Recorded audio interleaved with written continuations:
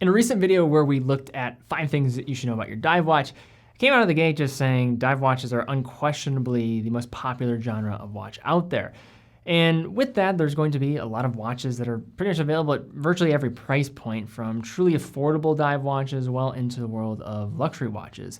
But as you spend more money on a dive watch, what do you really get in terms of the tangible improvements or differences as the price goes up? So in this video, we're going to be looking at 3 different dive watches at ascending price points. And the 3 watches we're going to be looking at are the Spb 183, so that's the blue Willard limited edition, the Oris Aquis 41.5mm in blue, and then also a limited edition Omega Speedmaster Diver 300 meter with the Necton edition. So in this video, we're going to compare these watches side by side, kind of do a little bit of a review, mark some of the improvements that are made as you start going up market, and sometimes maybe that aren't there when you go up market, and then conclude at the end looking at different scenarios on what watch would be the best for each individual. Guys, let's jump into it.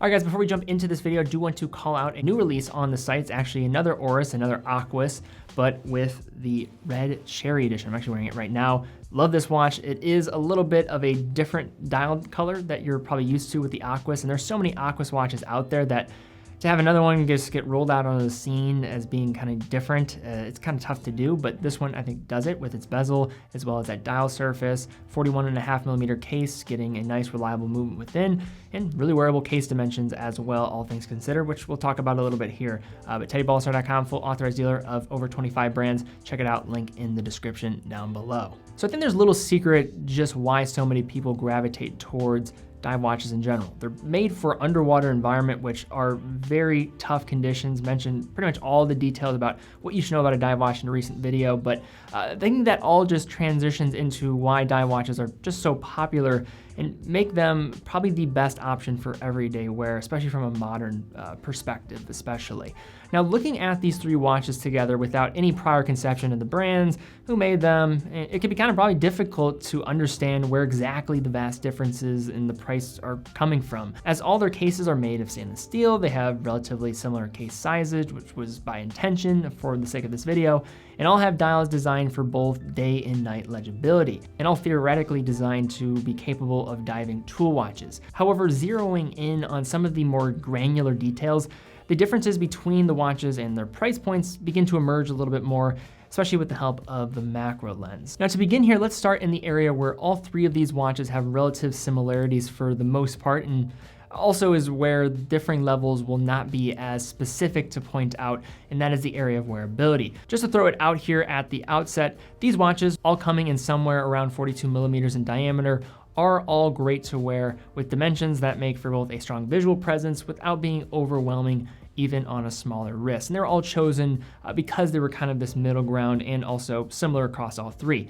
Starting with the Seiko Spb 187, the Willard, we have a set of dimensions which is interestingly downsized from the original 6105 Seiko, from which it takes the majority of its design inspiration, coming in at 42.7mm by 46mm with its lug-to-lug distance and 13.5mm in thickness. But like many Seiko divers, it is going to wear smaller than that case size might indicate, primarily because of that lug-to-lug distance, as well as the proportions of the case overall. Comparing this Willard to the other watches here, this watch feels the smallest, but only by a slight margin to the Aquis, while also giving off a stronger vintage vibe on the wrist.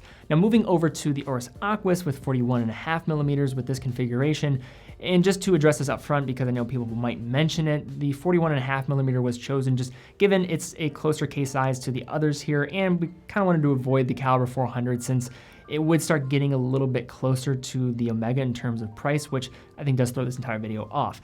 However, when examining the case, we have another comfortable set of dimensions, especially considering that lug-to-lug of 48mm, though this watch wears flatter and slightly larger compared to the aforementioned Seiko, even though the measured diameter is actually smaller and the watch is around a millimeter thinner while also providing a solid wearing experience with the help of the integrated end link that will shoot straight down because of that integrated style bracelet. Wrapping up the conversation on wear with the Omega Seamaster Nectin, we have a time-tested set of dimensions well known to the Seamaster diver lovers out there. Now with the 42mm case, the lug-to-lug around 49.5mm, and thickness of around 13.5mm, that is made super comfortable thanks to the shape and refinement of the case and the bracelet. Though we have seen a recent trend among the watch industry to offer smaller sizes in recent years, this set of dimensions continues to feel well balanced for a watch of this style. The one point here that will add to the size of this piece is going to be that external helium release valve, which is a bit of a polarizing attribute to the watch, but one that has kind of become synonymous with the Diver 300 at this day and age. But now to really get into the area where marking the differences in the construction of these pieces will be a little bit easier, and that is with the case finishing.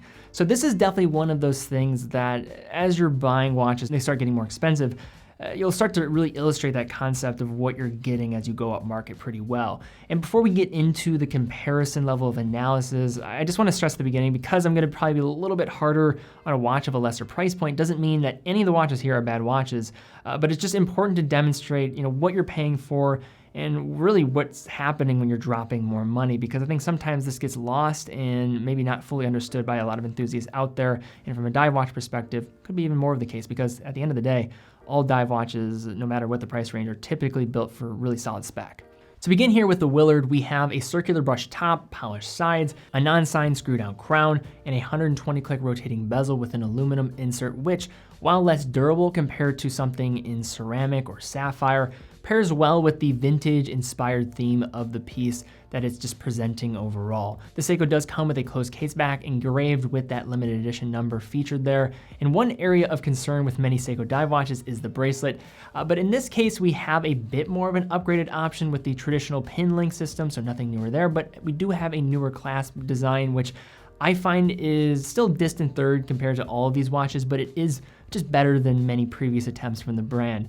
It offers a diver's extension and 4 micro adjustment points that are featured in the clasp, which are nice touches in terms of getting a good fit, but through its finish and construction, it does offer probably the less premium feel than the other two subjects in this video. Now, taking a look at the case finish on the Aorus Aquis, we have another strong effort for the price, and one you could probably argue is an effort that helped make the Aquis perhaps the standard for a dive watch for around $2,000, and really what a dive watch should look like.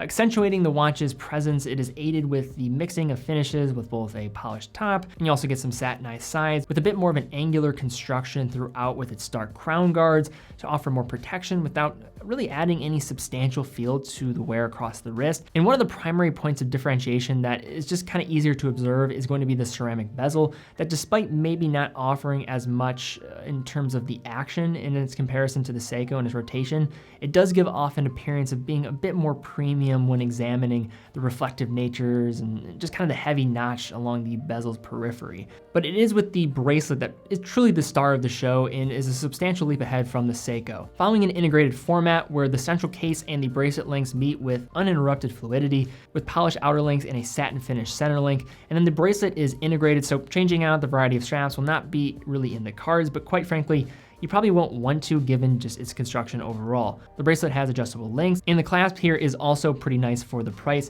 coming in around 16mm at that clasp end, thanks to some pretty significant taper here. It also will feature 3 micro adjustment points as well as a diver extension in that clasp. However, without a doubt, the jump in terms of level of finishing is going to be the most substantial as we move our attention to the Omega. Although it is important to keep in mind that there's a substantial price jump, we're talking thousands of dollars here, but the Nectin is rather different than the traditional ceramic Diver 300, so that's even another point to mention, but overall still offers much of the premium product that one has just kind of become familiar with Omega, despite using some different materials in the bezel. Now, to begin with the familiar, the Nectin comes with an eye-catching blend of polish and brush surfaces and an intriguing signature Seamaster architecture throughout the case and the bracelet. And quite frankly, also stands up well even to watches that are quite a bit more expensive, but built around a similar undersea theme, and you might know who I'm talking about here without even mentioning any names. Differentiating this Nectin edition from the standard Seamaster, we also have a grade 5 titanium bezel, which features polished numerals set against a sort of granular matte background, as well as a special edition signed case back featuring the Nekton submersible named the Seamaster 2. Its use of grade 5 will also offer the lightweight nature that comes with titanium while upping its resistance to surface scratches compared to that of watches that are using, say, grade 2. And if you've never had the pleasure, the Omega Seamaster bracelet is probably one of the best in the biz, with its style being a key part of the model DNA overall. Now, the bracelet also offers screwed-in links like the Oris, but is not integrated with its system, meaning swapping straps will be very easy to do. In addition, the bracelet meets at the underside at a mill clasp with a slide adjustment system to offer on-the-fly adjustment without the need of tools, which is a huge benefit, and that can be done with 10 millimeters of adjustment approximately. And then in addition, also offers a couple half lengths, leaving pretty much no possibility for having anything but a perfect fit on the wrist. One shared aspect of these watches are the sapphire crystals, which all will feature anti-reflective coatings on the undersides, but it is important to note that the Omega also features reflective coating on the outer surface of the crystal as well. So we're dealing with basically double AR here, which, though it may be somewhat more vulnerable to scratches given the outer coating, it does make for a watch just being a bit more striking and more legible when examining it, say, under the camera, but also just in person when looking at the dial straight on. I personally love having a double AR coated watch.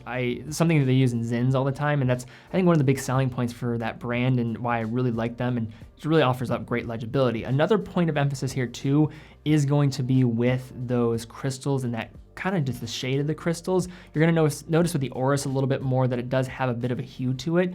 So that's something to also kind of consider there when dealing with some different surface treatments as well. But overall, just a point of emphasis there when you're looking at the three of these next to each other, you probably will notice with the Nekton. Now, in terms of the dials, it's fair to say that all of these watches actually have rather striking dials, and this is probably the area where they are all kind of lumped together in the closest proximity. Now, starting here with the Willard, it's no surprise given Seiko's just typical over-delivery of the quality of dial for the money that we have a pretty good one here. As a limited edition, the Seiko Spb 183 features a blue color scheme across the dial and the bezel with a gold colored seconds hand featuring the original 6105 Seiko's traffic light tip second hand. Now, the main dial surface has a sunburst, almost metallic effect, which pairs well with the applied indices and faceted hands, which borrow heavily from the 6105. That said, of all three of these watches, the leading area for illumination is gonna go to Seiko, actually beating out the Oris and even the Seamaster. And that's a huge point when you're considering that maybe you want to use these watches for their intended purpose of diving, and in an area where Seiko really does shine, no pun intended. That was not intended, I promise. Moving on with the Oris Aquis, we again have a blue color scheme, here executed in a darker shade compared to that of the Seiko, and paired with a black bezel, which gives an overall darker impression and complements the more polished elements of the case. Though the level of finishing does not seem a crazy amount more than the Seiko, it is a nice step up that you can notice when you start getting into the details. The indices are applied in the traditional modern Aquis style while being very legible, and then also will include a date window tucked neatly in the 6 o'clock position to offer some nice symmetry. Now, for the much more expensive Omega Seamaster, it's going to exhibit a huge leap in terms of the dial finishing, and simply put, presents one of the better dive watch designs in the luxury watch market out there. With waves laser engraved into the dial surface, something that's kind of become synonymous with the Diver 300, this watch dial just captures the best elements of the 90s dial version in a more contemporary form. And it's a trait that is only heightened when examining this dial underneath a macro lens. Again, differentiating itself from the standard model, the Nekton has a black dial paired with a striking red seconds hand, really just kind of alluding to that red Nekton submersible used in that mission's undersea research. But overall, with that surface treatment, that's kind of where you're gonna start to notice the biggest jump here when looking at these different watches, just seeing that wave execution on the dial surface. And also there's just a level of just being crisp that I think the Omega has when looking at the markers as well as the dial text that is a little bit farther beyond what the others can do. But like I said at the beginning, this is probably the area where less substantial in terms of differentiating between all of them. But where it does get a bit interesting and is a huge point of consideration is going to be the calibers powering these mechanical watches. No matter how finely finished or just well designed and executed a case and dial can be, it doesn't mean all that much to a real watch enthusiast if the caliber powering the watch doesn't actually match the rest of level of execution, especially since these are supposed to tell the time after all. With the SPB 183, the watch is equipped with Seiko's newer 6R35 caliber. A solid upgrade compared to the 6R15 often used in watches with retail prices under $1,000, with a heavy extension of its power reserve, jumping this one up to 70 hours. While the level of finishing is certainly utilitarian at best, it's not really an issue considering the closed case back in this edition. Now this movement is rated at a stated spec of -15 to +25 seconds per day, although it does outperform that specification when testing at different positions. For the money, it is nice to see that there is a 6R35 in here. However, it is a 3 Hz movement compared to the other two here that are going to have different beat frequencies, but does have a nice lengthy power reserve, which is going to help it in this conversation. So just to unpack here, 21,600 vibrations per hour or 3 Hz, does feature hacking and hand winding, hacking stopping that second hand when you pull out the crown to the farthest position, power reserve of 70 hours. And when testing the Seiko, it did perform at 6 seconds a day in terms of its accuracy, actually running right in alignment with the Oris. Now, like a lot of options from Swiss brands in this price range, and despite Oris's recent introduction of manufacturer caliber 400, this standard Aquis runs on the Sellita SW200, and essentially, again, it's just kind of Sellita's version of the ETA 28-24-2. So many brands have just stopped stocking those ETAs, just given the availability of them, and just buying and going for the Sellita.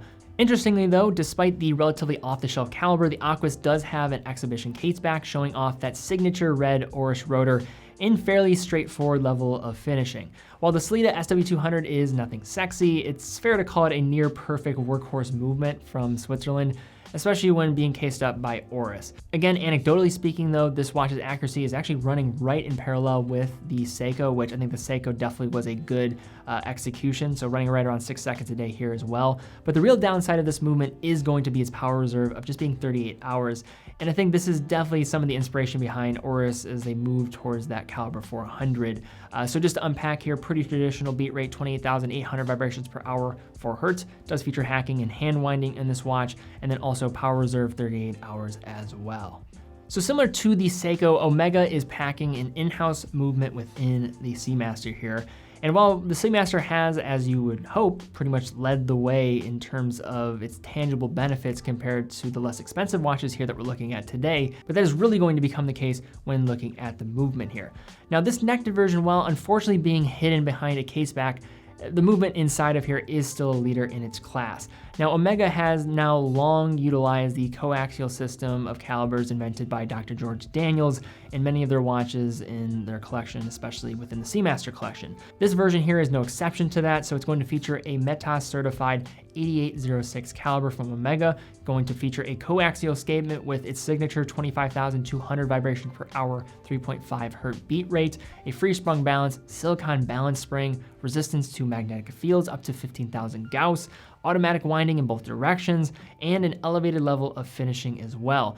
And just to talk a little bit more about the METAS certified watches, it's just very strenuous. This is going to undergo 8 tests spanning from precision, water resistance, defense against magnetism, and many more. Omega is pretty straightforward and open, basically an open book when it comes to these tests if you want to learn a little bit more. And in terms of accuracy, you're looking at 0 to +5 seconds a day. And just for reference, COSC is rating around -4 to +6 seconds a day. So to unpack, we're looking at 25,200 vibrations per hour, or 3.5 Hz, features hacking and hand winding, and has a power reserve of 55 hours. All right, so now that we've basically looked at everything, laying out the differences between these watches, I guess we look at the question of which watch is right for the different type of person. Now, the obvious thing, of course, to begin here is price is going to be the #1 determining factor, but just to maybe give reason behind why you go for one or the other, and then maybe the final one. So all of these watches, again, are fantastic. Beginning with the Seiko, with the SPB 183, this is a limited edition model, which I think for a lot of people is sometimes intriguing. And also you're getting one that is historically pulling a lot of inspiration from, of course, Captain Willard from Apocalypse Now. There's a lot of just draw going in that direction, but from the watch itself, a little bit higher compared to a traditional Seiko, which I think there's going to be some resistance for. You're getting a 6R35 70-hour power reserve, which is nice, getting a nice upgrade there. And then also very small but wearable case. This is probably one of the most wearable cases you're gonna find for a Seiko out there on the market, at least talking from a diver perspective. And also you're just seeing some general improvements across the board, good bezel action, as well as I think an improved bracelet despite leaving still a little bit to be desired. Now moving over to the Oris. And I mentioned in this video already, Oris is kind of being that watch that epitomizes dive watches and what they should be for around $2,000. And they're almost kind of that gatekeeper that all other dive watches in this price range should be at least compared to, because it's a fantastic watch for the money. There's no question about it. It's right there with the best of them in this price range and probably is, again, the standard for it.